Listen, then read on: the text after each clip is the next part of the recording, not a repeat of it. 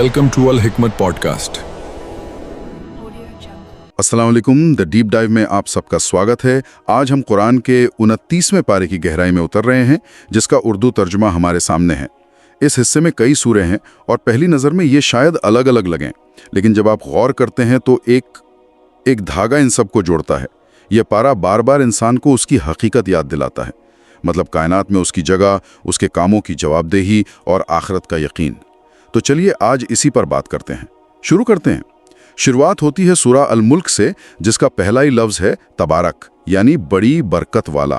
पहली ही आयत में कहा गया है वो कि जिसके हाथ में बादशाही है, बड़ी बरकत वाला है और वो हर चीज पर कादिर है।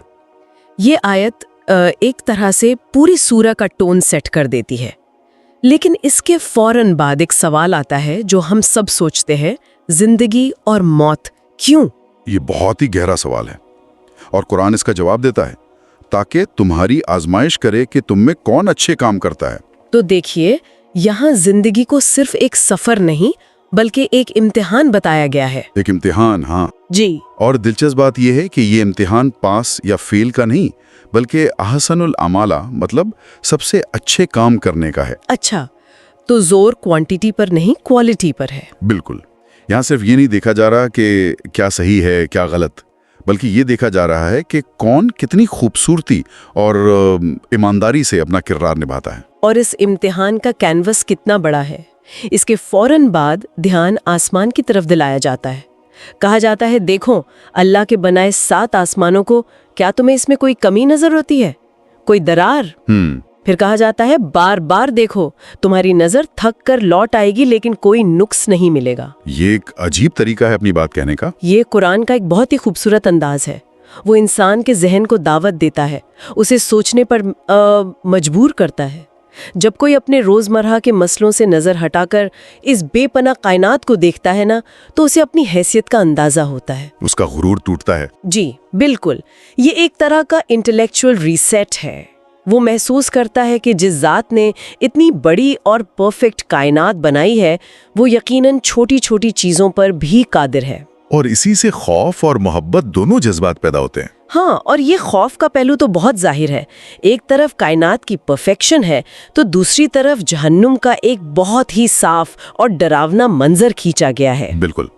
तर्जुमे में लिखा है कि जब गुनहगारों को उसमें डाला जाएगा तो वे उसका चीखना चिल्लाना सुनेंगे। हाँ, और वो गुस्से से फट पड़ने को होगी। मतलब ये सिर्फ आग का जिक्र नहीं है, उसे एक जिंदा गुस्से वाली मखलूक की तरह पेश किया गया है जी। और इसका मकसद सिर्फ डराना नहीं है, बल्कि इंसान को झंझोड़ना है। और फिर वहां का दारोगा गुनहगारों से एक सवाल करता है, क्या तुम्हारे पास कोई डराने वाला नहीं आया था? ये सवाल तो सजा से ज्यादा तकलीफदेह होगा। यकीनन। ये एहसास कि तुम्हें मौका दिया गया था, समझाया गया था, लेकिन तुमने नजरअंदाज कर दिया। और इसी के मुकाबले में उन लोगों का जिक्र है जो बिना देखे अपने रब से डरते हैं। उनके लिए बख्शिश और अज्र अजीम है। तो एक ही सूरा में उम्मीद और खौफ दोनों हैं। तो कायनात के इस बड़े पैमाने से उतरकर अगली सूरह अल कलम सीधे सीधे इंसानी बर्ताव पर आ जाती है। एक तरफ तो इसमें पैगंबर मोहम्मद सल्लल्लाहु अलैहि वसल्लम के किरदार का दिफा किया गया है। अल्लाह की तरफ से गवाही आई, यकीनन तुम अखलाक के आला मर्तबे पर हो जी। और इसी सूरह में एक किस्सा है जो बिल्कुल इसके उलट किरदार को दिखाता है, बाग वालों का किस्सा। ये किस्सा देखिए अपने आप में एक मुकम्मल मनोवैज्ञानिक केस स्टडी है। अक्सर लोग समझते हैं कि उनकी गलती सिर्फ इंशाल्लाह ना कहना थी। हाँ, ये नहीं लगता है। लेकिन असल मसला उससे कहीं ज्यादा गहरा था। उनकी असल गलती उनकी नीयत थी। उन्होंने तय किया था कि सुबह सवेरे जाकर सारे फल तोड़ लेंगे ताकि कोई गरीब बाग में ना आ सके। अच्छा, ताकि उन्हें हिस्सा न देना पड़े। बिल्कुल, ये एक मानसिकता है, ये गुरूर कि जो कुछ हमारे पास है वो सिर्फ हमारा है, हम किसी को जवाबदेह नहीं है। मतलब ये कि उनकी तबाही की वजह सिर्फ एक लफ्ज भूलना नहीं था, बल्कि वो लालच और खुदगर्जी थी जो उसके पीछे छुपी थी। हाँ बिल्कुल। इंशाल्लाह कहना तो सिर्फ इस बात का इजहार है कि हम मानते हैं कि हर चीज अल्लाह के हुक्म से होती है। जब उन्होंने ये कहना छोड़ा तो इसका मतलब था कि वो अपनी कामयाबी को अपनी मेहनत का नतीजा समझ बैठे थे और उस कुदरत को भूल गए जिसने उन्हें वो बाग दिया था। नतीजा ये हुआ कि रात में ही एक आफत ने उनके बाग को ऐसा तबाह किया जैसे कटी हुई खेती और फिर उन्हें अपनी गलती का एहसास हुआ? जी, जब उन्होंने सुबह अपनी बर्बादी देखी तब उन्हें एहसास हुआ। वो कहते हैं बेशक हम ही कसूरवार थे। ये दिखाता है कि कभी कभी बड़ा नुकसान ही हमें हकीकत की तरफ वापस लाता है। इसी तरह का गुरूर और इनकार हमें नूह अलैहिस्सलाम के किस्से में भी मिलता है, जिसका जिक्र इसी पारे में है। उन्होंने अपनी कौम को 950 साल तक बुलाया, लेकिन उनकी कौम ने क्या किया? कुरान कहता है उन्होंने अपने कानों में उंगलियां दे दी और कपड़ों से खुद को ढक लिया, ताकि सच सुनना और देखना ना पड़े। हकीकत से भागने की ये एक जीती जागती तस्वीर है। हाँ, ये फिजिकल रिजेक्शन जो है वो उनके स्पिरिचुअल डेफनेस का प्रतीक है। नूह अलैहिस्सलाम उन्हें अल्लाह की नेमतों की याद दिलाते हैं कि अगर तुम माफ़ी मांगोगे तो अल्लाह बारिश बरसाएगा, तुम्हें माल और औलाद से नवाजेगा।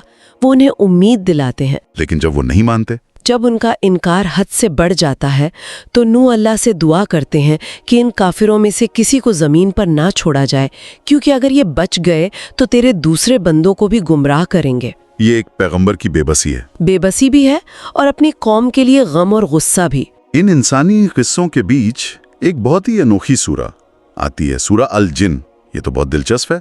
हम हमेशा इंसानों के नज़रिए से बात करते हैं, लेकिन यहाँ एक पूरी दूसरी मखलूक यानी जिन कुरान को सुनकर ईमान ला रही है। ये कहानी कुरान के पैगाम की यूनिवर्सल अपील को दिखाती है। ये बताती है कि इसका असर सिर्फ इंसानों तक महदूद नहीं है।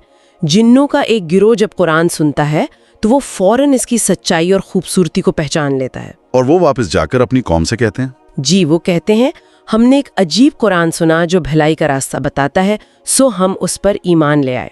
उनका ये अजीब कहना उनके हैरान होने और मुतासिर होने को दिखाता है।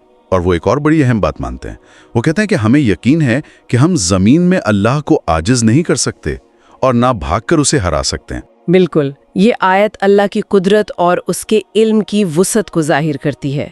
जिन जो गैब की मखलूक हैं वो भी इस हकीकत को मान रहे हैं कि कोई भी कहीं भी अल्लाह की पकड़ से बाहर नहीं है। ये उन इंसानों के लिए एक तंबीह है जो समझते हैं कि वो अपनी चालाकी से बच निकलेंगे। सही बात है। इस पैगाम के इसी वजन की वजह से इसे पहुंचाने वाले पर भी एक भारी जिम्मेदारी डाली गई। सूरह अल मुज़म्मिल और अल मुद्दस्सिर में सीधे पैगंबर सल्लल्लाहु अलैहि वसल्लम से बात की गई है। जी। एक जगह कहा गया ए चादर में लिपटने वाले, और दूसरी जगह ए कपड़ों में लिपटने वाले।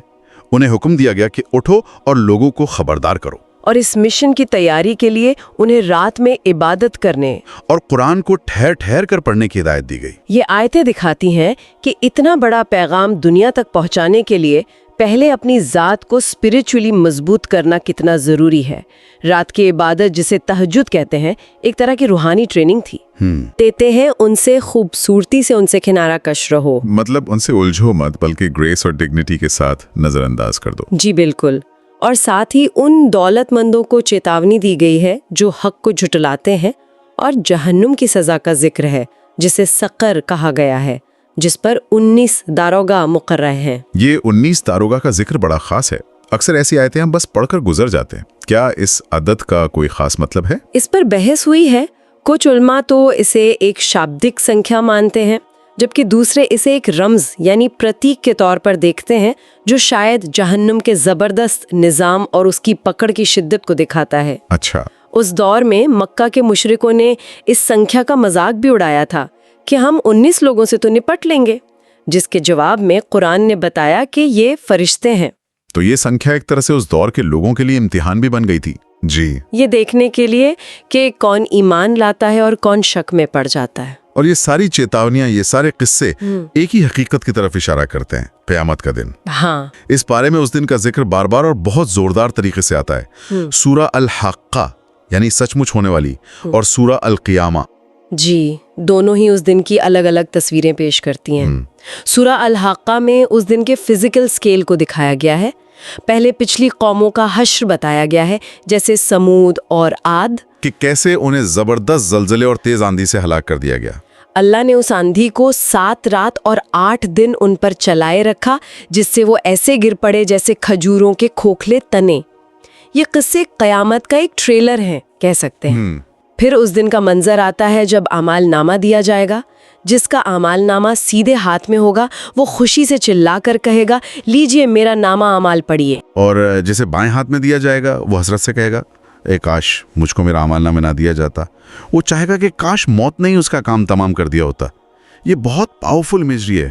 بہت زیادہ. جبکہ سورہ القیامہ میں اس دن کی سائیکولوجیکل ہارر پہ زور ہے، جب آنکھیں چندے آ جائیں اور سورج چاند ایک جگہ جمع کر دیے جائیں گے. انسان بھاگے گا اور پوچھے گا کہاں بھاگ کر جاؤں، کہاں بھاگ کر جاؤں. اور اسے جواب ملے گا کہ کوئی پناہ گاہ نہیں ہے سوائے پروردگار کے دربار کے.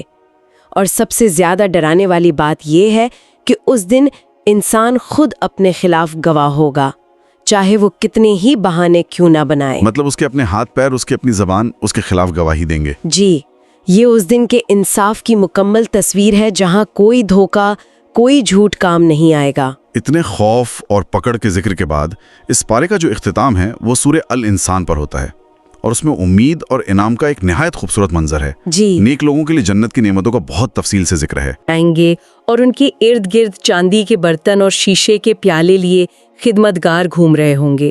یہ ایک بہت ہی سکون دینے والا نظارہ ہے. بالکل. اور قرآن صرف انعام نہیں بتاتا، بلکہ یہ بھی بتاتا ہے کہ یہ انعام کن کاموں پر مل رہا ہے.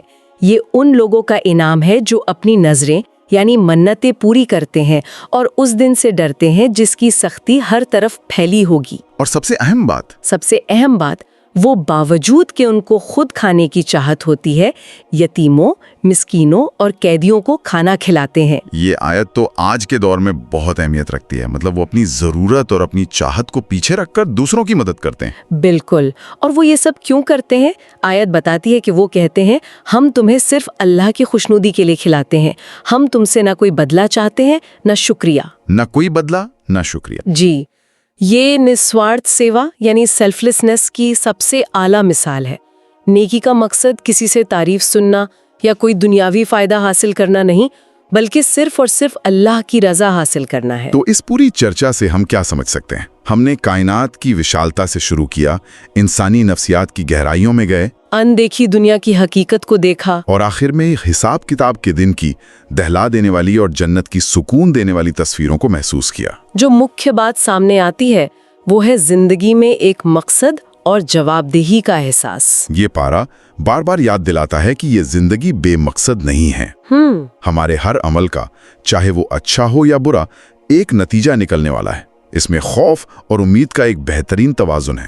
ہاں، ایک طرف سقر کی آگ ہے تو دوسری طرف جنت کے باغ. بالکل.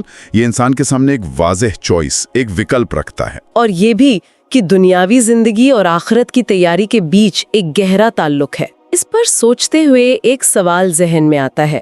جیسا کہ سورہ الانسان میں نیکی کی بنیاد اس بات پر رکھی گئی ہے کہ انسان اپنی ضرورت کے باوجود دوسروں کو دیتا ہے صرف اللہ کے لیے. جی. آج کے تیز رفتار دنیا میں جہاں سیلف کیئر اور اپنی ضرورتوں کو پہلے رکھنے پر اتنا زور ہے، اس نسوارتھ بھاو یعنی سیلفلیسنس کا کیا مطلب ہے؟ اپنی ذاتی ضرورتوں اور دوسروں کی مدد کرنے کی روحانی ذمہ داری کے بیچ صحیح سنتولن کیسے پایا جا سکتا ہے؟ یہ ایک ایسا سوال ہے جس پر ہم سب کو سوچنے کی ضرورت ہے.